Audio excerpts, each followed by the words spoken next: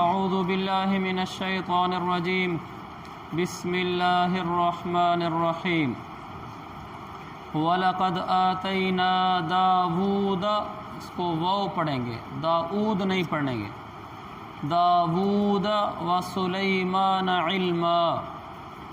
یہاں سے حضرت سلیمان علیہ السلام کا واقعہ شروع ہوگا۔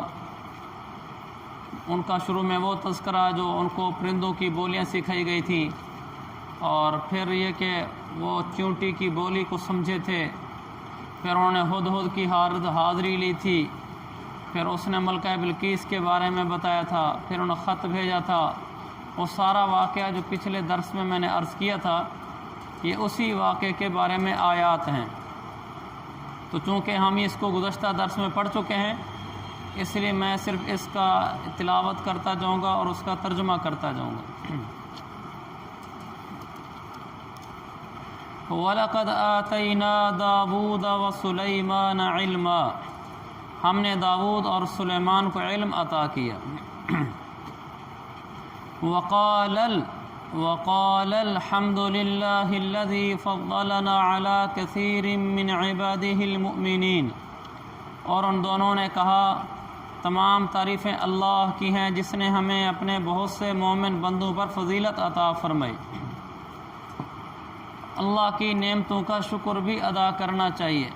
عاجزی اپنی جگہ ہے کہ انسان اپنے آپ کو کچھ نہ سمجھے، لیکن اس کی نعمتوں کا شکر اپنی جگہ ہے۔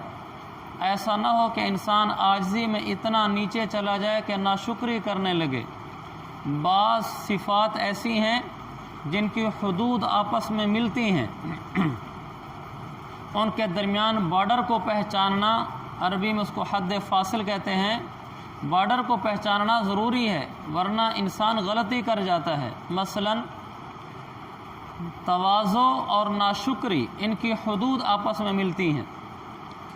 استغناء اور تکبر، ان کی حدود آپس میں ملتی ہیں۔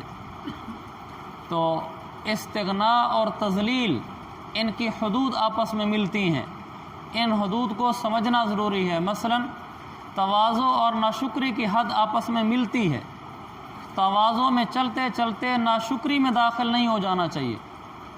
سمجھنا چاہیے کہ بس یہاں تک تواضع ہے اور آگے ناشکری ہے۔ مثلا ایک آدمی یوں کہے کہ جی میں کچھ نہیں ہوں، میری کوئی حیثیت نہیں ہے، یہ تواضع ہے، اور یہ ہونا چاہیے کہ انسان اپنے آپ کو کوئی چیز نہ سمجھے۔ لیکن اتنا نیچے چلتا چلا جائے کہ میں کچھ نہیں ہوں، میری کوئی حیثیت نہیں ہے، میرے پاس کچھ نہیں ہے، ہوتے ہوتے وہ ناشکری میں داخل ہو جائے کہ میرے پاس تو ہے ہی کچھ نہیں، حالانکہ اللہ نے اسے بہت کچھ دیا ہوا۔ تو کہیں ناشکری میں نہ داخل ہو جائے، یہ خیال رکھے، بلکہ جو چیزیں اللہ نے اسے عطا فرمائی ہیں ان کو اللہ کا شکر سمجھے اور اس پر اللہ کا شکر ادا کرے۔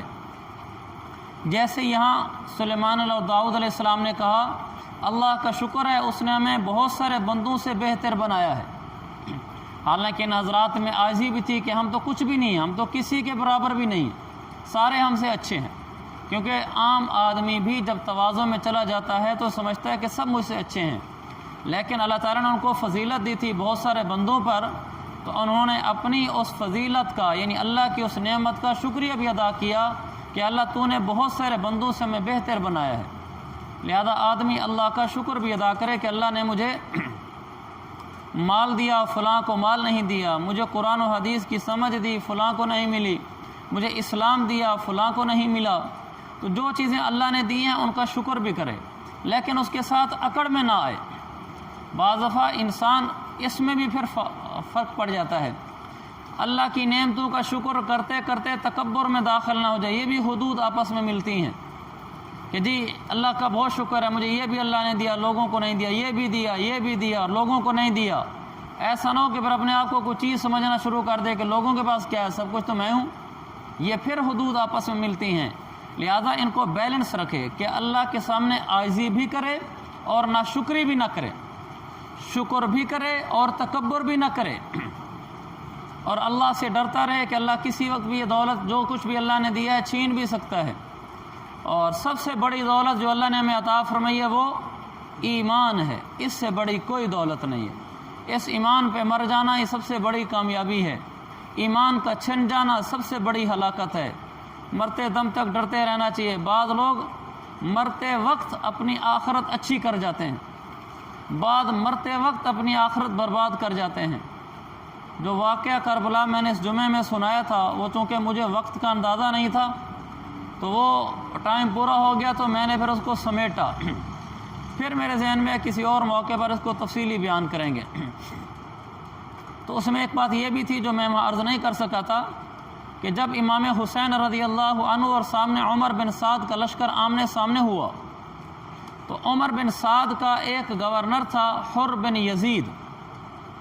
پیچھے سے بات چلائیں تو یوں ہے کہ ابن زیاد نے عمر بن سعد کو بھیجا کہ تم جا کر قیادت کرو امام حسین کے لشکر کے خلاف۔ پھر عمر بن سعد کے ماتحت کئی لوگ تھے، جن میں ایک شمر تھا، حر بن یزید تھا، یہ اس کے کمانڈر قسم کے لوگ تھے۔ تو جب دونوں طرف سے مقابلہ ٹھن گیا تو پھر حر بن یزید نے عمر بن سعد سے پوچھا کیا تم واقعی امام حسین سے لڑو گے؟ اب چونکہ پہلے تو شرطوں کی بات چل رہی تھی، امام حسین نے شرطیں رکھی تھیں، انہوں نے خط بھیجا تھا، واپسی قبول نہیں ہوئی، لیکن جب مقابلہ ٹھن گیا تو حر بن یزید کو محسوس ہوا کہ یہ واقعی لڑنے پہ تل آئے ہیں، اب یہ بات نہیں ہے کہ صلح صفائی والی بات ہوگی۔ تو عمر بن سعد نے کہا ہم لڑیں گے۔ تو حر بن یزید نے کہا اگر قتل کرنا پڑے تو قتل کریں گے۔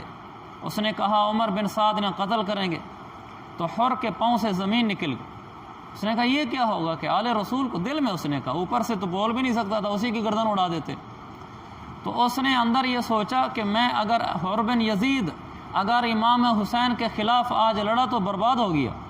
تو اس نے عمر بن سعد کو کہا کہ میں ذرا اپنے گھوڑے کو ٹھیک کر لوں۔ اس نے کہا ٹھیک ہے۔ تو گھوڑے کو ایک طرف کیا، کچھ ٹھیک بھی کیا ہوگا، پھر ایک دم ایڑ لگائی اس نے۔ لشکر آمنے سامنے آ چکے تھے، وہ امام حسین کے لشکر میں شریک ہو گیا اور امام حسین کے قدموں میں گر گیا کہ حضرت مجھے اس کا اندازہ نہیں تھا کہ یہ لوگ بدبخت آپ سے لڑنے بھی تیار ہو جائیں گے، میں تو یہ سمجھتا رہا کہ آپ کے پاس آئے ہیں، آپ کو کسی طریقے سے واپس بھیج دیں گے، آپ کو کوفہ نہیں آنے دیں گے، لیکن یہ تو قتل کرنے کے دربائیں ہیں۔ تو میں عمر بن سعد کا ابن زیاد کا ساتھی نہیں ہوں، میں آل رسول کا ساتھی ہوں۔ پھر امام حسین کے ساتھ شریک ہو کر لڑے اور شہید ہو گئے، آخری وقت میں اپنی آخرت اچھی کر گئے۔ اور ادھر سے شمر نے بدبختی کی، آرام سے کوفہ میں بیٹھا ہوا تھا۔ عمر بن سعد کا جب خط پہنچا وہاں کہ امام حسین کہہ رہے ہیں کہ میری 3 شرطیں، ان میں سے کوئی شرط آپ قبول کر لیں، میں واپس چلا جاتا ہوں، مجھے یزید کے پاس جانے دو، میں خود معاملہ کر لوں گا، مجھے مسلمانوں کی سرحد پر جانے دو، جو بھی چننا ہے چن لو۔ تو ابن زیاد نے مارکے کے لیے شمر کو نہیں بھیجا تھا، اس نے عمر بن سعد کو بھیجا تھا، مگر شمر کی بدبختی غالب آئی، اس نے کہا جی آپ ایسے نہ کریں، اگر نہیں مانتا تو مجھے کمانڈر بنا دیں۔ تو پھر اس وقت ابن زیاد نے خط لکھا عمر بن سعد کو کہ ہم نے تجھے اس لیے نہیں بھیجا تھا امام حسین کے مقابلے میں کہ تو جا کر صلح کی شرطیں ہمارے پاس بھیج، لڑنا ہے تو لڑ، نہیں لڑنا تو پیچھے ہٹ جا اور سارا چارج شمر کے حوالے کر۔ تو پھر شمر کو خط دے کر اس نے بھیجا، بدبخت منحوس ابن زیاد نے، وہ عمر بن سعد کے پاس آئے، عمر بن سعد کو خط پیش کیا، عمر بن سعد پر بھی آگے پھر بدبختی غالب آ گئی، وہ چاہتا تو لشکر کو چھوڑ دیتا، کہہ سکتا تھا کہ میں نہیں لڑتا، تو جان اور تیرا کام جانے۔ تو اس کے دل میں بھی وہ لالچ پچھلی لوٹ آئی۔ جب ابن زیاد عمر بن سعد کو بھیجنے لگا تو اس نے کہا تھا کہ عمر جا تو لڑ، اگر تو حسین کے خلاف لڑنے میں کامیاب ہو گیا، پورا خراسان جو موجود افغانستان ہے، پورا خراسان تیری گورنری میں دے دوں گا۔ تو اس کو بھی لالچ آ گئی، تو اس نے شمر کو کہا لڑوں گا تو میں خود ہی سپہ سالار بن کر تو میرے ساتھ ہو جا۔ تو شمر آرام سے کوفہ میں بیٹھا تھا، بدبختی چھین نہیں، آخر موقع پر آیا اور امام حسین کی شہادت کا بدنما داغ اسی کے ماتھے پہ لگتا ہے، کیونکہ آخری بدبختی اسی نے کی تھی۔ تو بعض لوگ آخر وقت میں سنوار جاتے ہیں اپنی آخرت کو، جیسے حر بن یزید سنوار گیا، بعض لوگ آخر وقت میں برباد ہو جاتے ہیں، جیسے شمر کے مرنے میں چند دن ہی باقی ہوں گے، اس کے بعد کتنا عرصہ رہا وہ، لیکن آخر وقت میں اپنی آخرت خراب کر گیا۔ اللہ سے مانگتے رہنا چاہیے کہ اللہ خاتمہ اچھا ہو۔ عرض کر رہا تھا کہ بعض دفعہ انسان شکر گزاری میں چلتے چلتے تکبر میں آ جاتا ہے، شکر کرتا رہے لیکن ڈرتا بھی رہے کہ اللہ ایمان چھین بھی سکتا ہے۔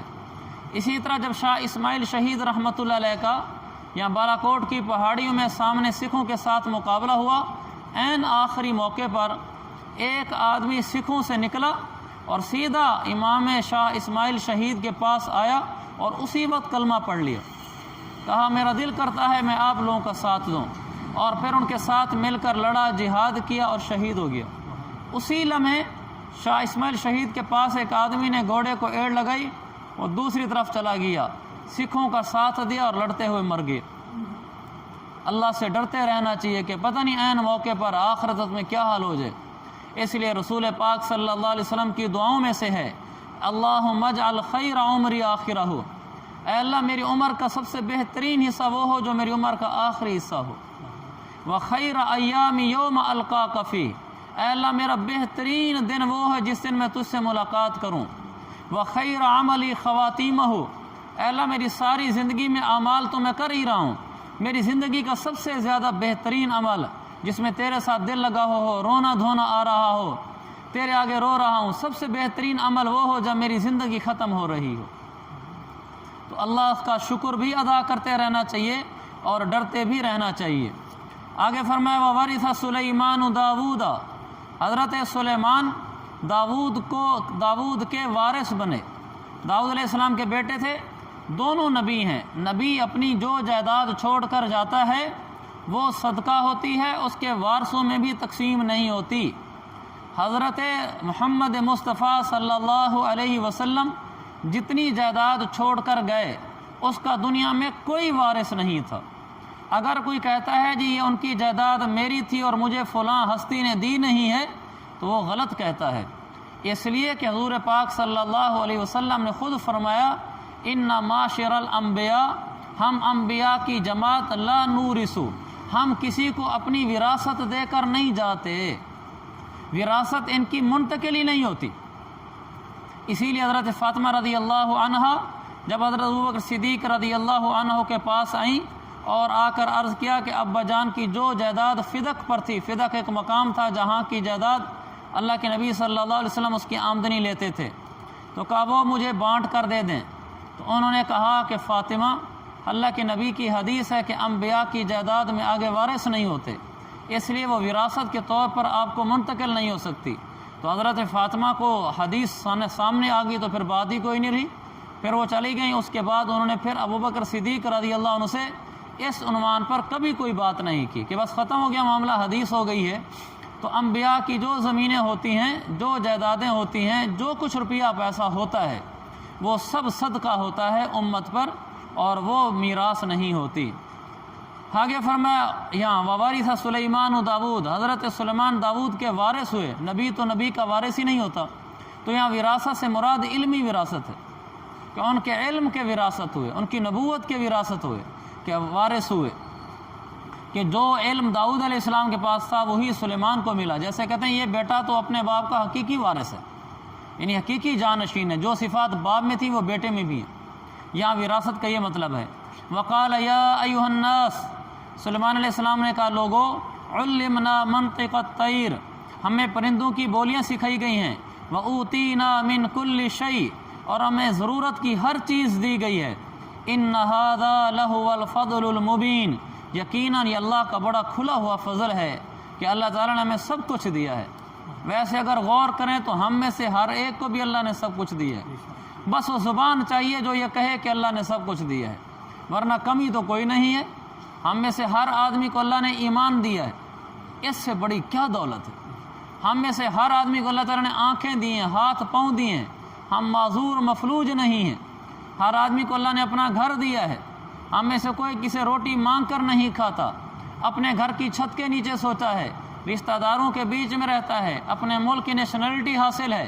ہم پردیسی نہیں ہیں، سب کچھ ملا ہوا ہے، اسلامی ملک ہے، اور ہمیں کیا چاہیے. ہم بھی کہہ سکتے ہیں کہ اوتینا من کل شیء، اللہ نے ہمیں بھی سب کچھ دیا ہے. ورنہ یہ تو نہیں تھا کہ سلیمان اور داؤد علیہ السلام کو دنیا کی ہر چیز اللہ نے دے دی تھی. انہوں نے کہا نا کہ اللہ نے ہمیں سب کچھ دیا ہے. یہ شکر کی بات ہے کہ جب انسان کے دل میں شکر آ جائے پھر کہتا ہے اللہ نے سب کچھ دیا ہے. اور جب نہ شکری آ جائے تو فلانے کا گھر اچھا ہے، فلانے کے پردے اچھے ہیں گھر کے، فلانے کے برتن اچھے ہیں، فلانے کی گاڑی اچھی ہے، فلانے کے گھر کی ٹائل اچھی ہے، فلانے کے پیسے اچھے ہیں، پھر اس کی تو کوئی حد نہیں میرے بھائیو. پھر تو جتنا ناشکری کرنا چاہو کر لو، آخر آپ سے بڑا بھی تو کوئی ہوگا. جو دنیا میں حرص کی کوئی حد نہیں ہے، دنیا میں جو ٹاپ 10 لوگ ہیں، جو دنیا میں سب سے زیادہ مالدار ہیں، ان 10 آدمی کی لسٹ ہر سال جاری ہوتی ہے، وہ ہر سال بدلتے رہتے ہیں۔ ان میں جو پہلے نمبر پر آدمی ہے وہ بھی اس پہ خوش نہیں ہے کہ میں سب سے امیر ہوں، وہ بھی پریشان ہے کہ پیسے تھوڑے ہیں۔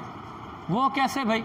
وہ اس لیے پریشان ہے کہ اگلے سال دوسرے نمبر پہ نہ آ جاؤں۔ وہ پورا سال اس کی کوشش کرتا ہے کہ اگلے سال میرا نمبر اوپر ہی رہنا چاہیے، تو اس کو بھی پیسے کی کمی محسوس ہوتی ہے، وہ بھی بیچارہ پریشان رہتا ہے، حالانکہ دنیا کا سب سے بڑا امیر ہے، یعنی اس کے پاس اتنا پیسہ ہے کہ اس کو خود بھی نہیں پتہ میرے پاس کتنا پیسہ ہے، اس لیے کہ سینکڑوں اکاؤنٹس ہیں، سینکڑوں فیکٹریاں ہیں، اور سب سے پیسہ ڈیلی آ رہا ہے، کچھ پتہ نہیں آج کتنا ہے، پتہ ہی کوئی نہیں پیسہ کتنا ہے، اس کو بھی پیسے کی کمی محسوس ہوتی ہے، وہ بھی ڈر رہا ہوتا ہے فلانی کمپنی چڑھ رہی ہے، اگلے سال اس کی گریڈنگ اوپر نہ ہو جائے اور میں نیچے نہ رہ جاؤں۔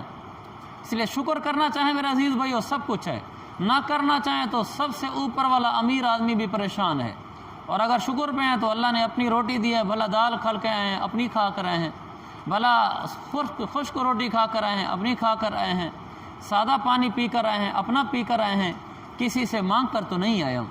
اللہ کا بڑا کرم ہے، اس لیے ساری زندگی شکر میں گزرنی چاہیے۔ وَحُشِرَ لِسُلَيْمَانَ جُنُودُهُ مِنَ الْجِنِّ وَالْإِنسِ وَالطَّيْرِ فَهُمْ يُوزَعُونَ۔ سلیمان علیہ السلام کے لیے ان کے سارے لشکر جمع کر دیے گئے تھے، جو جنات، انسانوں اور پرندوں پر مشتمل تھے، چنانچہ انہیں قابو میں رکھا جاتا تھا، چونکہ بہت زیادہ تھے تو ان کو سنبھالا جاتا تھا۔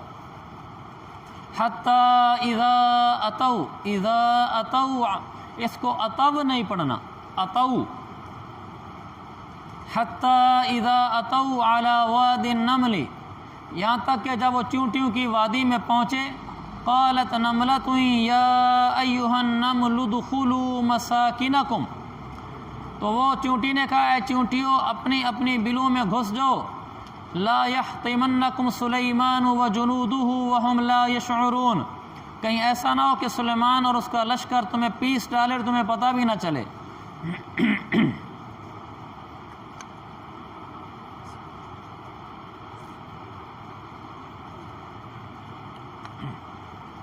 جب یہ چونٹی بولی اور سلیمان علیہ السلام سن رہے تھے کہ وہ یہ کہہ رہی ہے اپنی چونٹیوں کو کہ جلدی جلدی بلوں میں گھس جاؤ، فتبسم ضاحکا من قولها، اس چونٹی کی بات سن کر سلیمان علیہ السلام مسکرا پڑے، وقال، اور یہ کہا، رب اوزعنی ان اشکر نعمتک التی انعمت علی وعلی والدی وان اعمل صالحا ترضاہ وادخلنی برحمتک فی عبادک الصالحین۔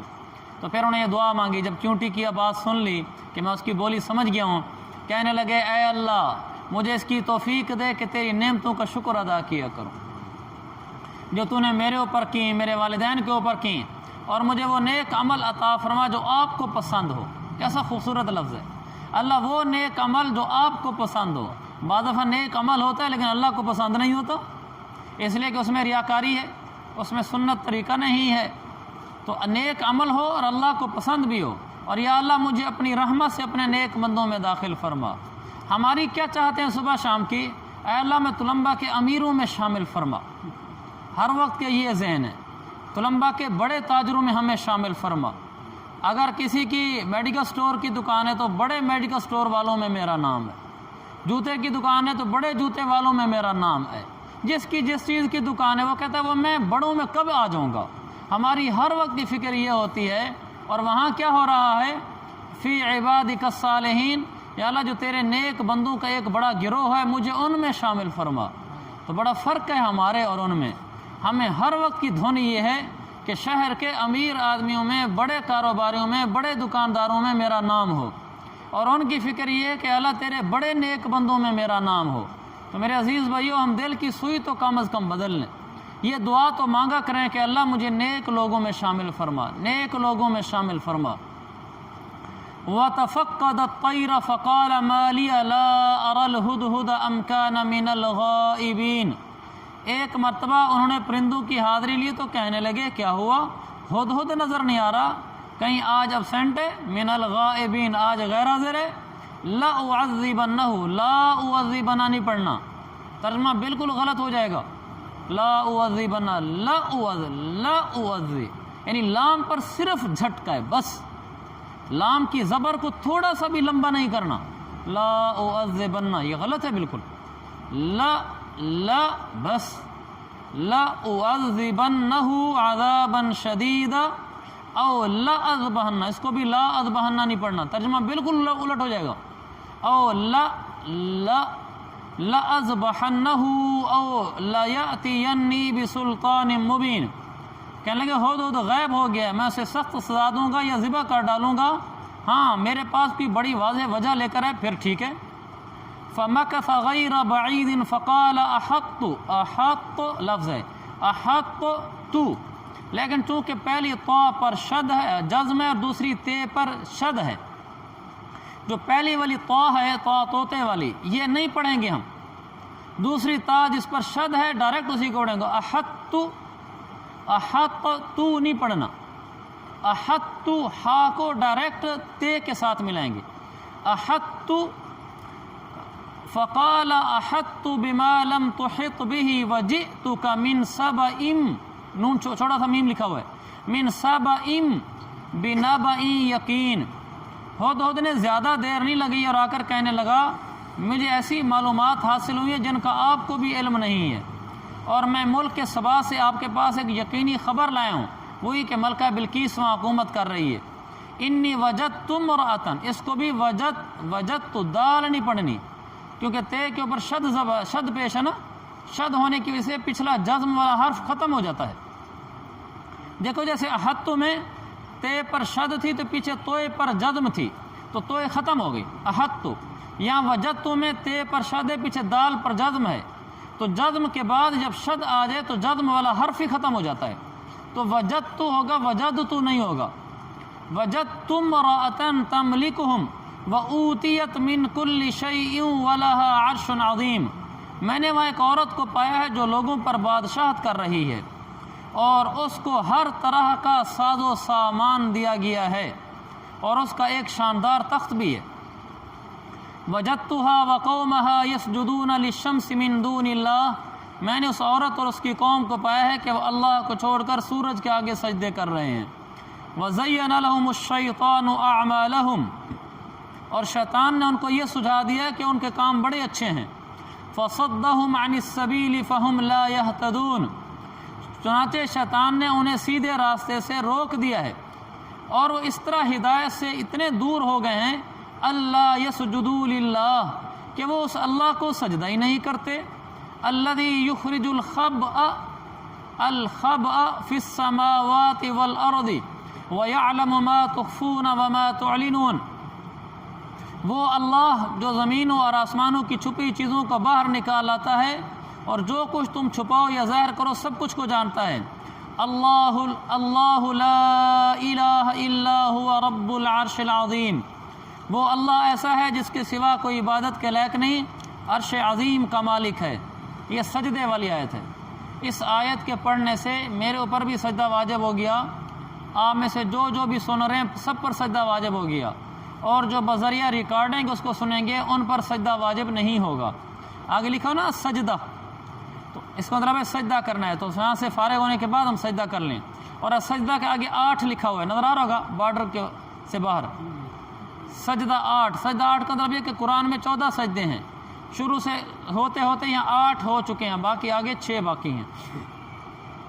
قال سننظر اصدقت ام كنت من الكاذبین، سلیمان علیہ السلام نے کہا ہم ابھی دیکھ لیتے ہیں اے ہدہد تم سچ بول رہے ہو یا جھوٹ بول رہے ہو، اذهب بکتابی، اس میں بھی دیکھو پہلے والی بے نہیں پڑھیں گے، 2 بے ہیں، اذهب والی اور بی کتابی والی، چونکہ پہلی بے پر جزم اور دوسری بے کے اوپر شد ہے تو پہلی بے ختم ہو جائے گی، یہ اردو طرز میں بے کہتے ہیں، ویسے عربی میں تو اس کو با بولتے ہیں، اذهب بکتابی، ہا کو ڈائریکٹ دوسری با کے ساتھ ملانا ہے، اذهب بکتابی ھذا فألقه الیہم ثم تول عنہم فانظر ماذا یرجعون، سلیمان علیہ السلام نے کہا ہدہد میرا یہ خط لے جاؤ اور ان کے پاس خط ڈال دینا، پھر ایک طرف ہو جانا اور دیکھنا وہ جواب میں کیا کرتے ہیں۔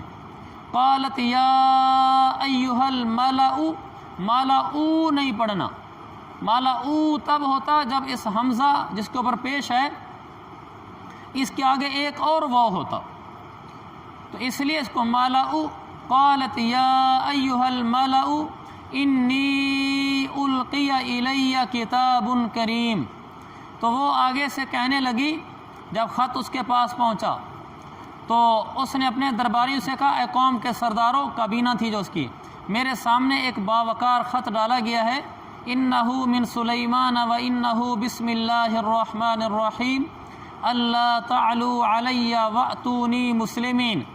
خط کا مضمون یہ ہے کہ یہ خط سلیمان کی طرف سے آیا ہے اور بسم اللہ سے شروع ہو رہا ہے، اور اس میں لکھا ہوا ہے اللہ تعلو، اللہ تعلو علی واتونی مسلمین۔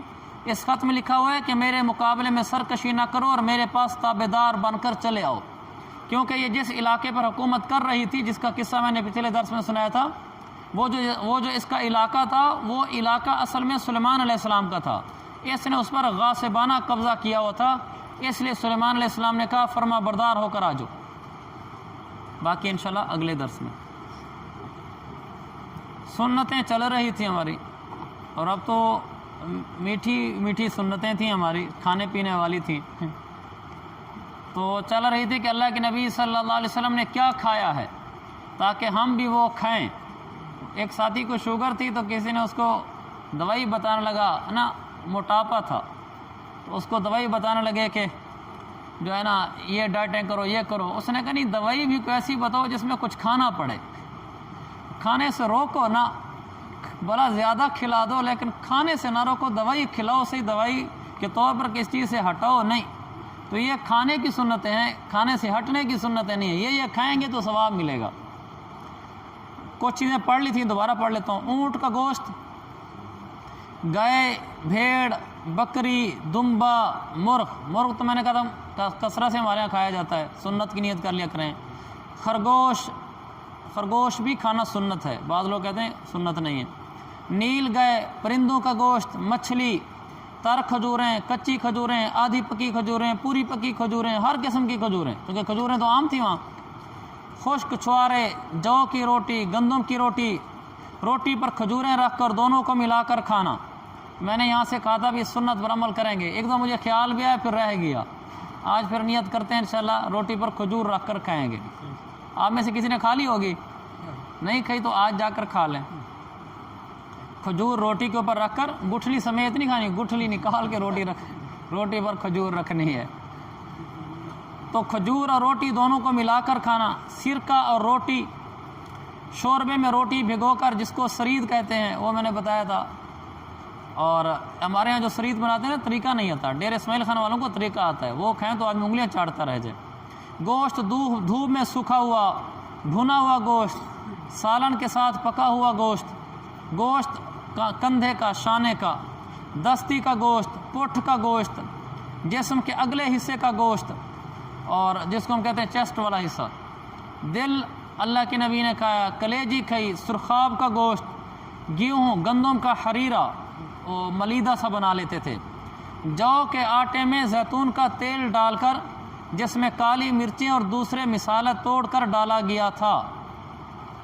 دوبارہ، جو کے آٹے میں زیتون کا تیل ڈال کر، جس میں کالی مرچیں اور اس زمانے کے جو مصالحے کی طرح دوسری چیزیں ہوتی تھیں وہ ڈالی گئی تھیں، جو آٹا اور چکندر ملا کر پکایا گیا، زیتون کے تیل سے روٹی لگا کر، زیتون کے تیل سے روٹی لگا کر، یہ بھی ایک سنت ہے۔